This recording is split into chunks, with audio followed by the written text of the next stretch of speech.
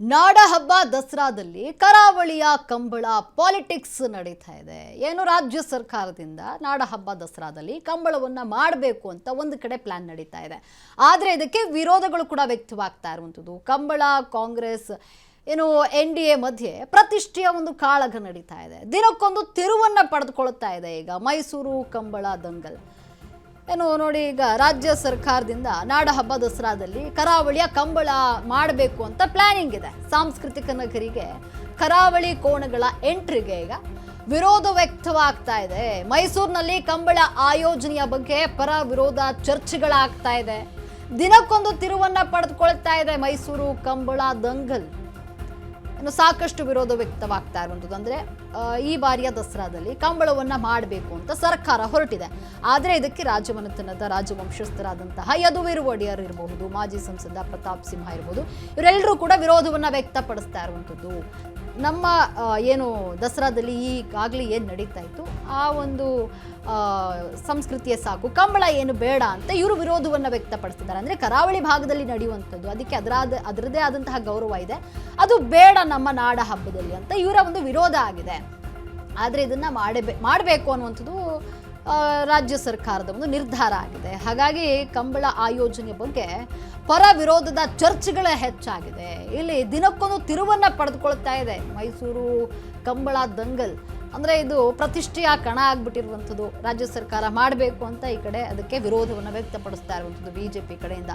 ನಾಡ ಹಬ್ಬ ದಸರಾದಲ್ಲಿ ಈ ಬಾರಿ ಕರಾವಳಿಯ ಕೋಣಗಳ ಎಂಟ್ರಿಗೆ ವಿರೋಧ ವ್ಯಕ್ತವಾಗ್ತಾ ಇದೆ. ಈ ಬಾರಿ ದಸರಾ ವಿಚಾರವಾಗಿ ಇನ್ನು ಸಾಕಷ್ಟು ಚರ್ಚೆಗಳು ಆಗ್ತಾ ಇರುವಂಥದ್ದು.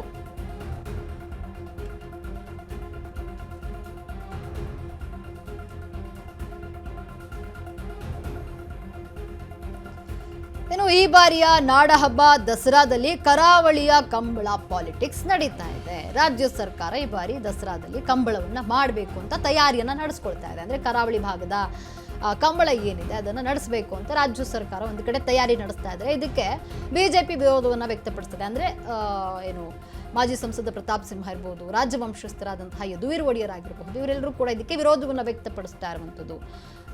ಏನು ಈ ಕಂಬಳ ನಡೆಸೋದು ಬೇಡ, ಇದು ಏನು ಕಂಬಳ ಅನ್ನುವಂಥದ್ದು ಕರಾವಳಿ ಭಾಗದ ಒಂದು ಸಂಸ್ಕೃತಿ ಆಗಿದೆ, ಅದನ್ನು ನಾವು ಮೈಸೂರಿನಲ್ಲಿ ಮಾಡೋದು ಬೇಡ, ಅದಕ್ಕೆ ಅದರದ್ದೇ ಆದಂತಹ ಗೌರವ ಇದೆ, ಎಲ್ಲಂದರಲ್ಲಿ ಮಾಡುವಂಥದ್ದು ಬೇಡ ಅಂತ ಹೇಳಿ ವಿರೋಧ ವ್ಯಕ್ತವಾಗ್ತಾ ಇದೆ.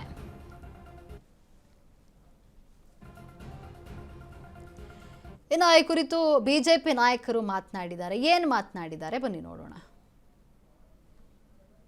ಗೌರವಾನ್ವಿತ ಮುಖ್ಯಮಂತ್ರಿಗಳಲ್ಲಿ ನಾನು ವಿನಂತಿ ಮಾಡುವಂಥದ್ದು, ನೋಡಿ, ಕಂಬಳ ಅದರದ್ದೇ ಆದಂಥ ವೈಶಿಷ್ಟ್ಯತೆ ಇದೆ.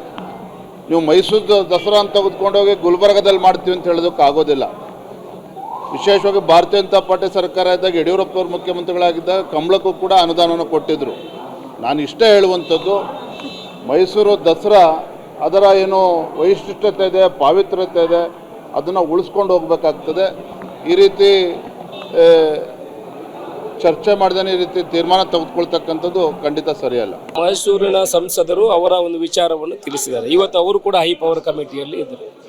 ಅದರ ಬಗ್ಗೆ ಎಲ್ಲ ಹೈ ಪವರ್ ಕಮಿಟಿಯಲ್ಲಿದ್ದ ಎಲ್ಲ ಮಂತ್ರಿಗಳು ಆಗಿರ್ಬೋದು, ಉಪಮುಖ್ಯಮಂತ್ರಿಗಳು ಇರ್ಬೋದು, ಡಿಸ್ಟಿಕ್ ಇನ್ಚಾರ್ಜ್ ಮಿನಿಸ್ಟ್ರಿ ಇರ್ಬೋದು, ಇವರೆಲ್ಲ ಇದಕ್ಕೆ ಸಹಮತವನ್ನು ವ್ಯಕ್ತಪಡಿಸಿದ್ದಾರೆ. ಯಾವ ರೀತಿಯ ತೊಂದರೆಗಳಿಲ್ಲ. ಅಂದರೆ ಕಂಬಳವನ್ನು ವಿಜೃಂಭಣೆಯಿಂದ ಮಾಡಬೇಕು. ಈ ರಾಜ್ಯದ ಬೇರೆ ಬೇರೆ ಜಿಲ್ಲೆಗಳ ಇತಿಹಾಸವನ್ನು ತೋರಿಸುವಂಥ ಕೆಲಸಗಳನ್ನು ಮಾಡಬೇಕು. ಗಣರಾಜ್ಯೋತ್ಸವದಲ್ಲಿ ಇಡೀ ದೇಶಗಳ ಚಿತ್ರಣವನ್ನು ತಿಳಿಸುವಂಥ ಕೆಲಸ ಮಾಡ್ತಾರೆ. ಆ ರೀತಿ ರಾಜ್ಯದ ಚಿತ್ರಣವನ್ನು ತೋರಿಸುವಲ್ಲಿ ಏನು ತೊಂದರೆ ಇಲ್ಲ. ಎಲ್ಲರೂ ಅದಕ್ಕೆ ಸಹಮತವನ್ನು ವ್ಯಕ್ತಪಡಿಸಿದ್ದಾರೆ. ಮುಖ್ಯಮಂತ್ರಿಗಳು ಕೂಡ ಅದಕ್ಕೆ ಓಕೆ, ಮುಂದಿನ ದಿವಸದಲ್ಲಿ 1-2 ದಿವಸ ನಿರ್ಧಾರವನ್ನು ತಗೊಳ್ತೀನಿ ಅನ್ನೋ ವಿಚಾರವನ್ನು ಹೇಳ್ತಾರೆ. ಬಟ್ ವಿರೋಧ ಇಲ್ಲ. ಖಂಡಿತ ದಸರಾದಲ್ಲಿ ಕಂಬಳ ಕೂಡ ಒಂದು ಪಾಠ ಆಗ್ತದೆ. ಒಳ್ಳೆಯ ರೀತಿಯಲ್ಲಿ ವಿಜೃಂಭಣೆಯಿಂದ ಆಚರಣೆ ಮಾಡುವಂತ ಕೆಲಸವನ್ನು ಮಾಡ್ತೇವೆ. ಮುಖ್ಯವಾಗಿ ಕಂಬಳ ಎಲ್ಲಕ್ಕಿಂತ ದೊಡ್ಡ ಚರ್ಚೆ ಆಗ್ತಾ ಇರುವಂತದ್ದು 2 ವಾರದಿಂದ. ನಾವು ಹೇಳಿದ್ವಿ, ಇಲ್ಲಿ ಮೈಸೂರು ನಮಗೆ ಬಹಳ ಕರಾವಳಿ ಭಾಗದ ಎಲ್ಲ ಇಡೀ ಸಾಂಸ್ಕೃತಿಕ ಕ್ರೀಡೆಗೂ ಕೂಡ ಬಹಳ ದೊಡ್ಡ ಗೌರವ ಇದೆ ಮೈಸೂರಲ್ಲಿ.